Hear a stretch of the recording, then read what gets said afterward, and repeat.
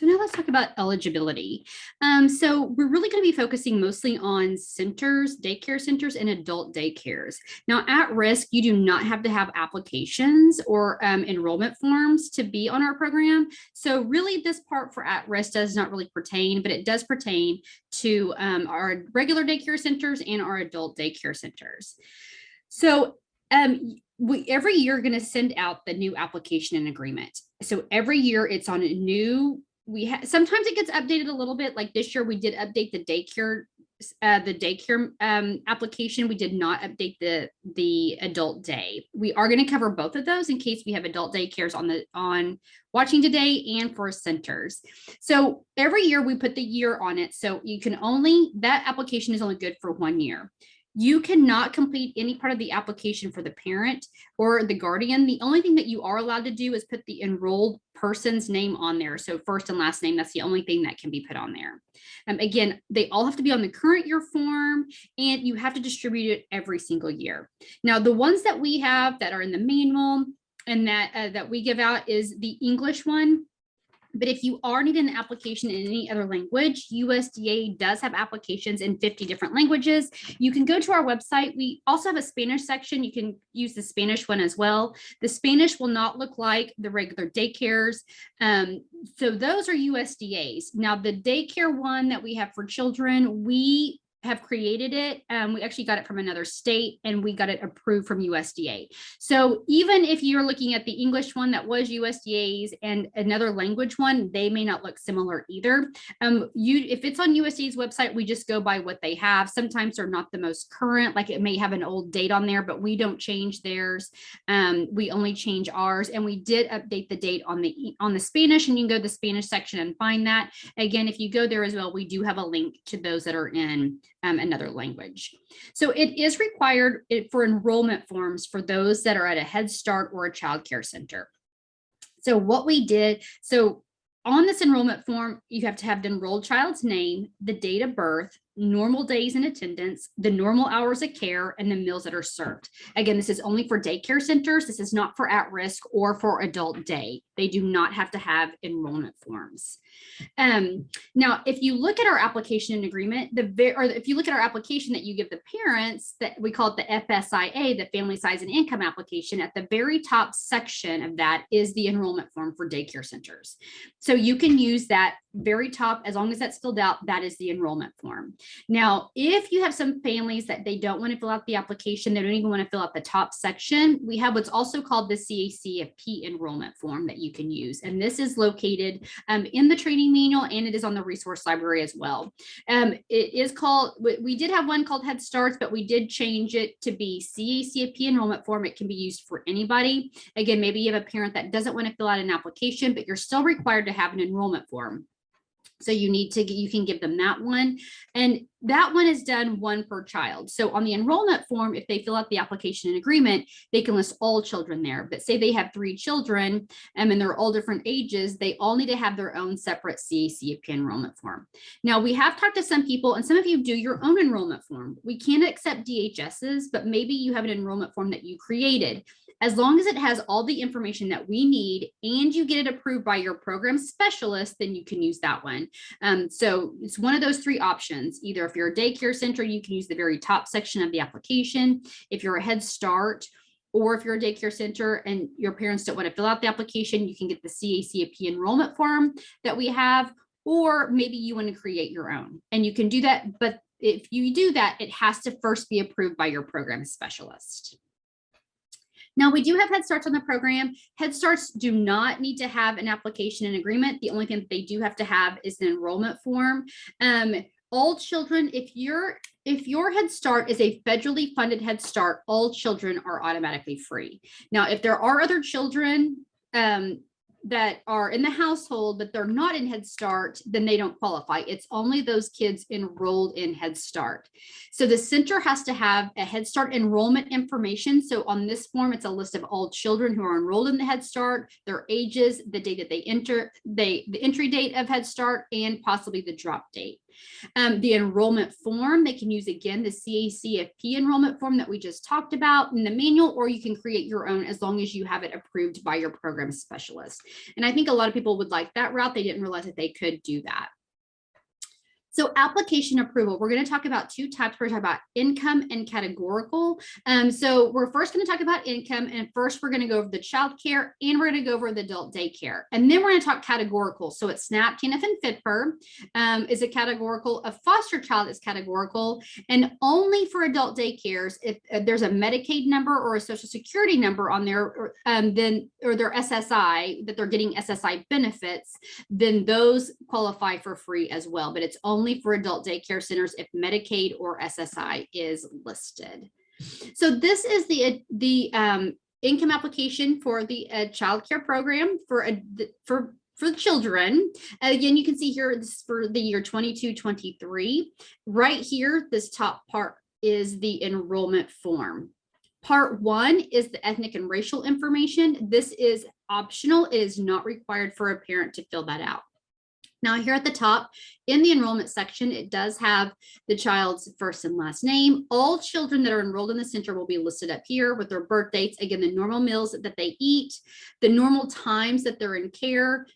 They need to check mark this if there's a foster child, and then they can list if they get SNAP, TANF, or FIDPR.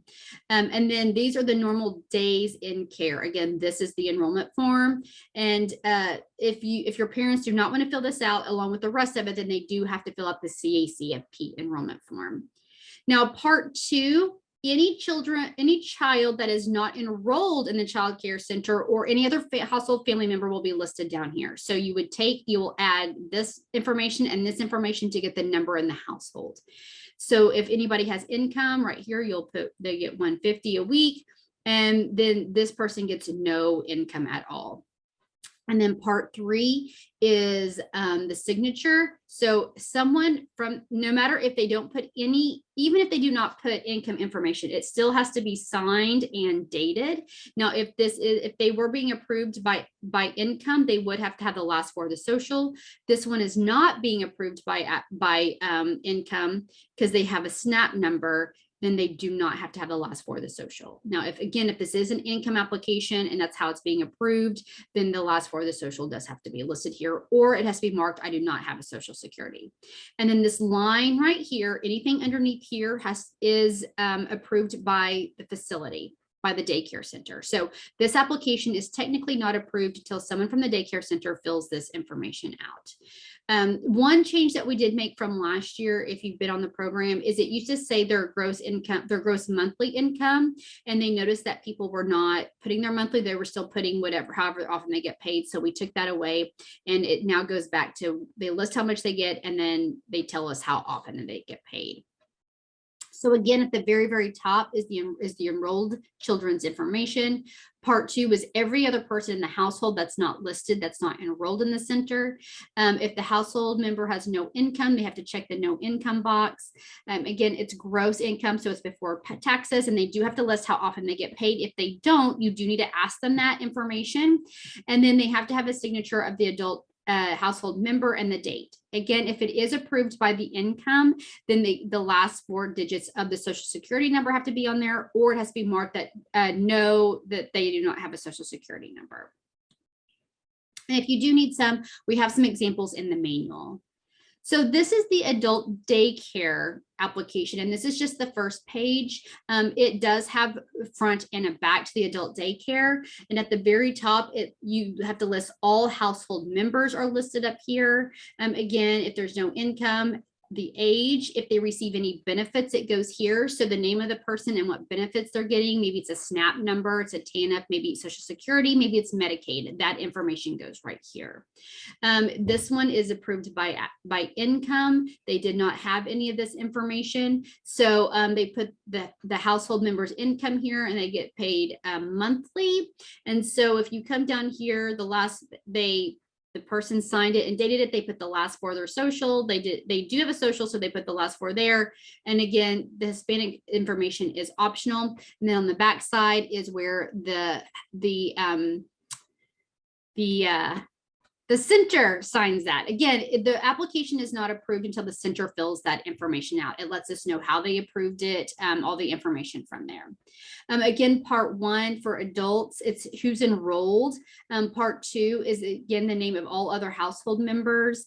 And then part 4 is the signature of the adult daycare and dated. And again, they have to have the last 4 of the social if it is being approved by application.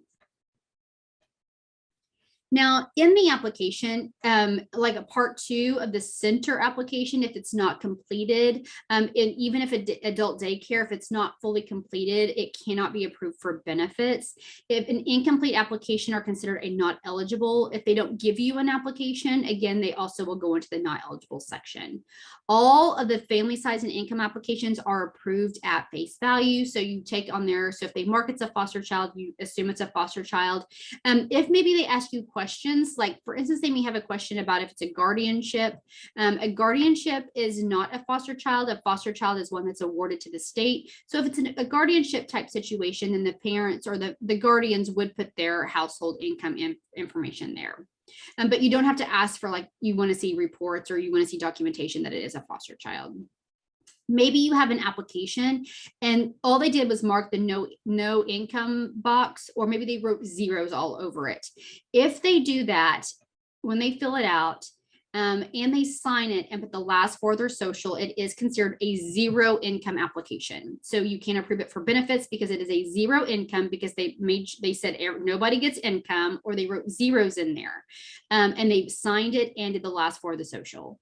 Now, if they just did not fill it out, if they left it blank, if they put an NA or put an X on there, it does not mean that they don't get income. It just means that they did not want to give you that information. Now, sometimes you may have knowledge or available information that the household has intentionally misreported income. So maybe they're saying that they don't work, and then they're coming in every day in like their Sonic hat and Sonic shirt, but they're telling you they don't have any income, even though they're going to work. That's why they're dropping their child off. You may want to do what we call verify for cause. If you choose to do that, contact your program specialist and they will walk you through those steps of how to do that. Now, there is some definitions that we don't go through. We don't go in detail about them, but they are in the manual. So if you run across this, look here first. So if you're determining the household size, this is where you're going to go. If you're determining the household income, any income exclusions or military exemptions. So maybe an example of determining household size is you have a child that's in college, but I consider them a household member. And yes, you would, because they're still a part of the household, even though they're away at school. Determining household income, maybe you're getting, maybe that you are getting child support. That would be income that you put on there. Any income exclusions, if you are a foster parent, you would not put any money that you get from from DHS. That would be an exclusion. And then there are some military exemptions. So if you do live close to a military base, you may check those out, because if they're getting some of those pays, it's not required that they be listed on the application and agreement or on the family size and income application. We do have income conversions. So if you have a family that maybe you have 2 people on there and they're both getting paid monthly, you can just go to the monthly column and look, and then you can approve them by monthly. But maybe you have an application that has 2 different intervals, like maybe one person gets paid monthly and one person gets paid every 2 weeks. In that case, you do have to convert it annually and then add it from there. So you only have to do this conversion if people in the household are get paid at different intervals. If they get paid in the same intervals, you do not have to. You can just add that up and then go to the column, the eligibility scale column, which is in your manual, and then you can approve it that way. So again, the income conversion, you only have to do it annually, convert it if the 2 people or more get paid in different intervals. So the next application is we went over the income application. So they still have to fill everything out as they would normally on the application, but maybe there's a case number on there, which you did see on the very first one, on the childcare one, that had maybe it had a number on there, but it started with A, B, C, D, H, J, or T plus 6 or 9 digits. It could be maybe TANF that starts with the C or H plus 6 or 9 digits. Maybe it's a FITPR, which is food distribution program on an Indian reservation. This is not that they get rolled. This is that they receive food assistance from a tribe or commodities from a tribe. Sometimes we see a social security on there. Some tribes have like a number. So if you end up seeing a number on there, you can just ask them what that's from.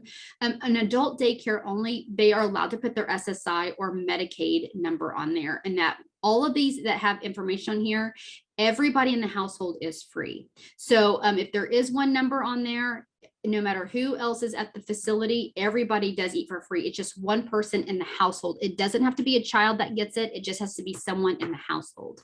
Again, one SNAP, TANF, or FIDPR number in the household, all children are free, or all adults are free, but typically we don't see more than one adult from one household at the facility. It does still have to have the signature of the adult, and it has to be dated. It's just not required to put the last four of the social. The last four of the social is only required if you are approving an application based on income. Again, if there is income information and a case number, you just disregard the income. You don't even have to look at it. You just automatically approve everybody on that application for free. So maybe you have a foster child. And again, we talked about a child in guardianship is not a foster child. A foster child is one that is awarded to the state. So if you have a foster child in your care or at your facility, if that box is marked as foster, that child is automatically free. Now, there may be other children. So let's just say there's 3 children that are enrolled at your center. One child is foster, and then the rest, they put income information. Only that foster child is free. It does not go to any other members of the family. But so you have to approve the other children either based on the income that they gave or by a SNAP, TANF, or FIDPR number, or if it is somebody that is an adult daycare, as long as it has a Medicaid or Social Security number on there. So the family size and income application and the EBT numbers. So if a family does not put their EBT number on that card, EBT is not the same as SNAP, TANF, or FIDPR. So when they come in and they're swiping, that's because they're getting a daycare subsidy. That does not mean that they get SNAP, TANF, or FIDPR. Our program is only based on that information. It's based on income and if they receive SNAP, TANF, or FIDPR benefits. So just because a child gets daycare assistance does not mean they qualify for free meals. I had some friends that adopted a foster child, and since they adopted within the foster care program, that child, the family does not qualify for free benefits, but they still got daycare assistance. So now maybe a parent does put that number on there, and they have the same number for, say, SNAP, and then they have the same number for the subsidy, but just because they swipe in does not mean that they get benefits. So do not go over to the EBT machine and write that number on their application, because just because they swipe in that they're getting benefits does not mean that they qualify for free or reduced meals. So when you're approving the application, if the required information is missing, not readable, questionable, or inconsistent, contact the household, because if you can't read it, we definitely cannot read it. You can always document the conversation. Do not erase things on there. Do not white things out. Just mark through or make notes, because if you start whiting out and start erasing things, it just looks like you're manipulating the application, because we don't know the circumstances. We're just coming and seeing an application that's been marked. But just mark through it and then write something like wrong information, just explain who you talked to, initial who did whatever they did on the application. So maybe the parent forgot the last 4 of their social. So you contact them and you're like, hey, you left the last 4 off. Can you give it to me? And they give it to you over the phone. You can write it down, but then notate, talk to mom, got last 4 social, your initial, and the date. So the center must document any changes or updates if you do anything on the application. The only thing you cannot do is sign it. But again, if there's any information missing, you can contact the household. If they give it to you, then you can take it, but make sure you notate.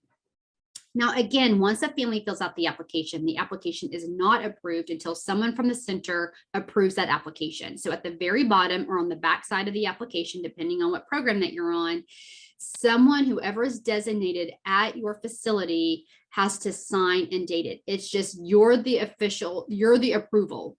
If we come out and you have all these applications and the back or the bottom has not been signed by the daycare center, then those applications should all be not eligible, because that application is not approved until someone at that center or sponsor approve those applications. So that's somebody at your facility. So just make sure whoever you have signing that, they all get done, because if not, then now if you're brand new coming out of the program, you can wait till our program specialist gets out there. They're going to show you how to approve these applications. So don't worry about it. But if you have been on the program, you have to make sure that once you approve it, that you sign and date the bottom showing how you approved it and why you said they were free, why they were reduced or not eligible.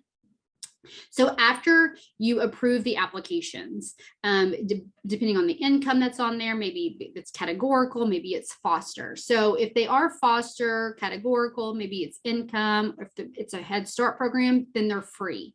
Those children listed on that application will go onto your free roster. If they qualified by reduced, then they will go in your reduced roster. If they did not give you an application, if they didn't fill it out, if they go over income, then they go onto your not eligible roster. So you use this information when you claim for your participation data. So if a child, so every child's listed on here. And if a child has had access to at least one meal that month, you're going to mark that they are participated in the program. And I'm going to show you what one looks like. List all participants in the center.